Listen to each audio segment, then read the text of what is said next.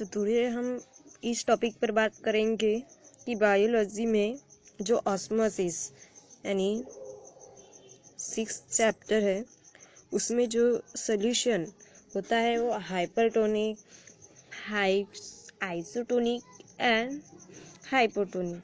Let us see about that ये होता क्या है। तो आपको पता है कि ऑस्मोसिस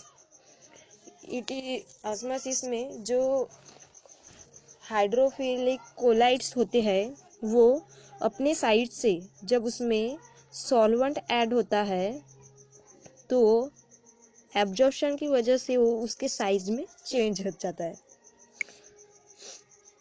तो उससे मतलब उसके टाइप है कि वो कैसे, अगर ऑस्मोसिस होता है तो क्या होता है या नहीं होता तो क्या है, मतलब ऐसे उसके ये सब उसके टाइप है। तो today's discuss about topic of hypertonic.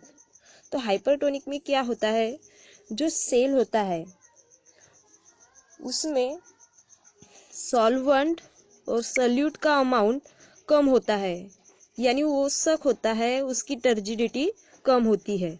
यानी जैसे आप कोई भी चीज़ ले लो और वो उस धूप में से रख दो तो उसका जो वाटर लेवल होता है वो भी कम होता है और वो कैसे फ्लैसिड जैसे होता है यानी सूखे जैसा।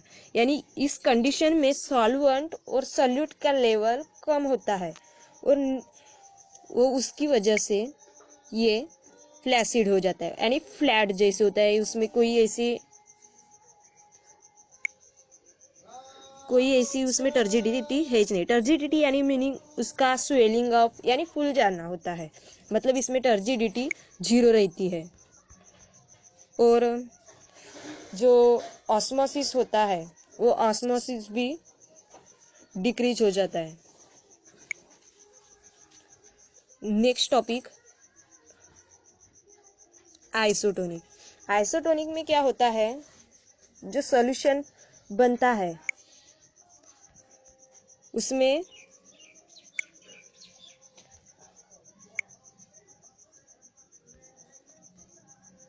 उस सॉल्यूशन में सॉल्वेंट प्लस सॉल्यूट का कॉन्सेंट्रेशन इन इक्वल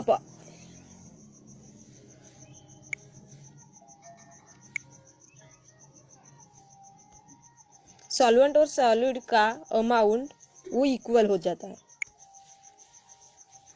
यानी आइसोटोनिक कंडीशन में वो टर्जिड भी नहीं होता और मतलब टर्जिडिटी मेंटेन करता है, यानी वो फ्लैसिड नहीं होता, उसकी टर्जिडिटी इंक्रीज होती है। यानी